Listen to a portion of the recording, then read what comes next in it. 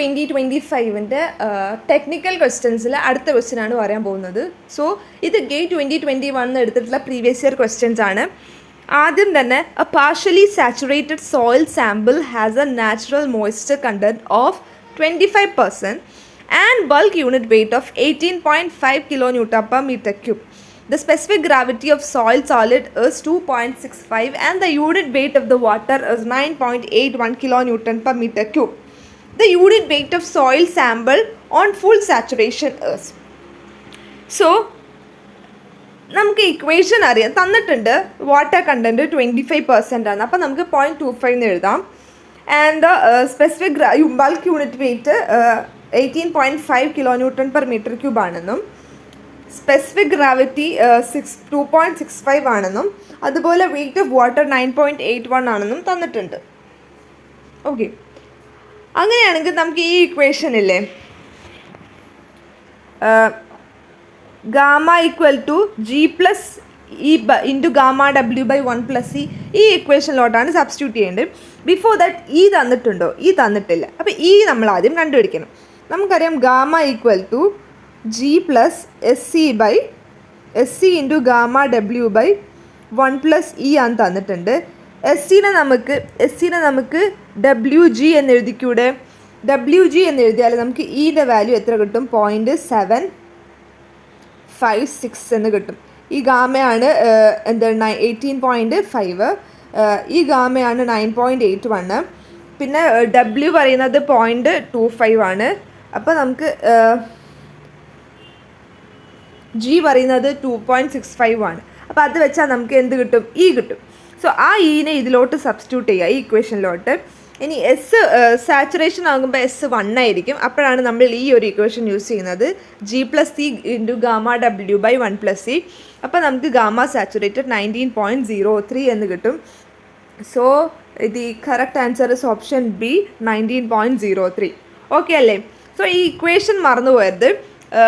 ആദ്യം നമ്മൾ ഈ കണ്ടുപിടിക്കണം. ഈ കണ്ടുപിടിക്കാൻ gamma equal to G plus S C into gamma W by 1 + C ചെയ്യാം. എസ് സിനെ നമുക്ക് ഡബ്ല്യു ജി ആയിട്ട് സബ്സ്റ്റിറ്റ്യൂട്ട് ചെയ്യാം. ഡബ്ല്യുവും തന്നിട്ടുണ്ട്, ജിയും തന്നിട്ടുണ്ട്. അപ്പോൾ നമുക്ക് ഈ ഇക്വേഷനിലോട്ട് സബ്സ്റ്റിറ്റ്യൂട്ട് ചെയ്താൽ ഇ കിട്ടും. ഈ ഗാമ പറയുന്നത് 18 ബൾക്ക് ഡെൻസിറ്റി ആണ്, ബൾക്ക് യൂണിറ്റ് വെയ്റ്റ് ആണ്. അതായത് ഗാമ 18.75 ആയിരിക്കും. ഈ ഗാമ ഡബ്ല്യു പറയുന്നത് വാട്ടറിൻ്റെ യൂണിറ്റ് വെയ്റ്റ് ആണ്. അപ്പോൾ അത് നമുക്ക് 9.81 ആണ്. അപ്പോൾ അത് വെച്ചിട്ട് നമുക്ക് ആൻസർ കിട്ടുന്നതായിരിക്കും. ഓക്കെ, അടുത്തത് the shape of most commonly designed highway vertical curve is. ഏതാ? സ്പൈറൽ ആണോ, പാരബോളിക് ആണോ, സർക്കുലർ ഓഫ് സെയിം റേഡിയസ് ആണോ, സർക്കുലർ ഓഫ് ഡിഫറെൻറ്റ് റേഡിയസ് ആണോ? It is parabolic. The shape of most commonly designed highway vertical curve is parabolic in nature. Okay, അടുത്തത് a highway designed for 80 km/h speed has a horizontal curve section with a radius 250 meter. If the design lateral friction is assumed to be developed fully, the required super elevation is. So നമുക്ക് ഇതിൻ്റെ equation അറിയാം. എന്താണ്? Super elevation equation ആണ് e plus f is equal to v² by 127r എന്നാണ് equation വരുന്നത്.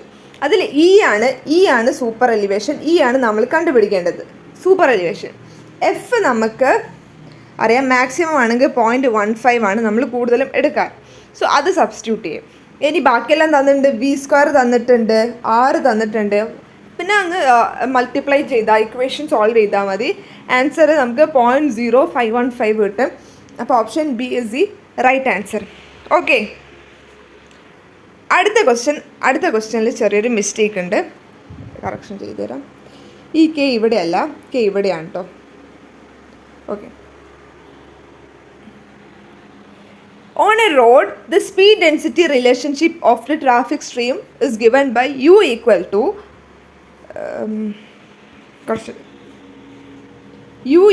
ഇതല്ല equation ഞാൻ എഴുതി തരാം. u equal to 70 minus 0.7k എന്നാണ് ഇക്വേഷൻ വരുന്നത്. Okay, the speed u in km/h, density k in vehicle per kilometer.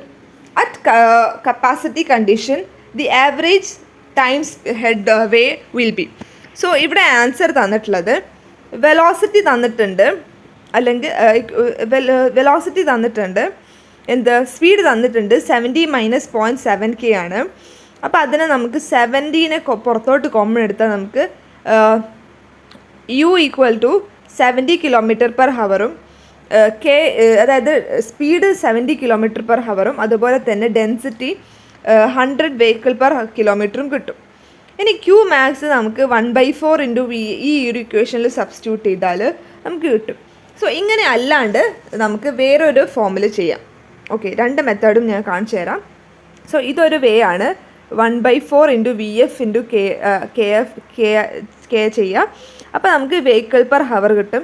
അതിനെ 36, അതായത് നമുക്ക് കണ്ടുപിടിക്കേണ്ടത് ആവറേജ് ടൈമാണ്. ടൈം എന്ന് പറഞ്ഞാൽ 3600 ഡിവൈഡഡ് ബൈ ക്യൂ ആയിരിക്കും.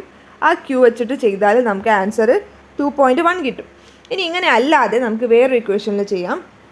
ട്രാഫിക് വോളിയം ക്യൂ എന്ന് പറയുന്നത് എന്താണ്, KU ആണ്. അതിൽ അപ്പോൾ ക്വസ്റ്റ്യനിൽ തന്നിട്ടുണ്ട്. അപ്പോൾ നമുക്ക് ഈ ക്വസ്റ്റ്യനിൽ U തന്നിട്ടുണ്ട്. അപ്പോൾ Q equal to K × 70 minus 0.7k എന്ന് കിട്ടും. അപ്പോൾ ഇതിനെ K കൊണ്ട് മൾട്ടിപ്ലൈ ചെയ്താൽ നമുക്ക് ക്യൂവിനെ നമുക്ക് എന്ത് കിട്ടും, Q equal to 70k minus 0.7k² എന്ന് കിട്ടും. ഓക്കെ, ഇനി ക്യൂ മാക്സ് കണ്ടുപിടിക്കാൻ ഇവിടെ നമുക്ക് ക്യൂ മാക്സ് ഇക്വേഷൻ ഉണ്ട്. അപ്പോൾ ക്യൂ മാക്സ് 0 ആണെങ്കിൽ നമുക്ക് dq/dk ചെയ്താൽ മതി. അപ്പോൾ നമുക്ക് എന്ത് കിട്ടും, K ഈക്വൽ ടു 50 കിട്ടും. K 50 കിട്ടിയാൽ ഈ ഇക്വേഷനിലോട്ട് ആഡ് ചെയ്ത് കൊടുക്കുക. അപ്പോൾ നമുക്ക് ക്യൂ എത്ര കിട്ടും, 1750 എന്ന് കിട്ടും. ഇനി ഇതേ സാധനം ഇത് ടൈം ഹെഡ് എന്ന് പറഞ്ഞാൽ എത്രയാണ്, time head 3600 divided by Q ആയിരിക്കും. അപ്പം നമുക്ക് ഓപ്ഷൻ ഡി കിട്ടും. കാൽക്കുലേറ്റ് ചെയ്താൽ നിങ്ങൾക്ക് കറക്റ്റ് ആൻസർ കിട്ടും. 2.05 ആണ് കേട്ടോ. നമുക്ക് അപ്രോക്സിമേറ്റ്ലി 2.1 ആയിട്ട് എഴുതാം. സോ എന്തെങ്കിലും ഡൗട്ട് ഉണ്ടെങ്കിൽ കമൻറ്റ് ചെയ്യാം. ഓക്കെ, സോ നന്നായിട്ട് പ്രിപ്പയർ ചെയ്യുക. ഇനി ആകെ 20 ഡേയ്സും കൂടി ഉള്ളൂ. സോ ഈ ഡേയ്സിൻ്റെ ഉള്ളിൽ മാക്സിമം നിങ്ങളെ കൊണ്ടാവുന്നതിൻ്റെ മാക്സിമം പ്രിപ്പയർ ചെയ്യുക. എന്തെങ്കിലും ഡൗട്ട് ഉണ്ടെങ്കിൽ കമൻറ്റ് ചെയ്യുക. Thank you.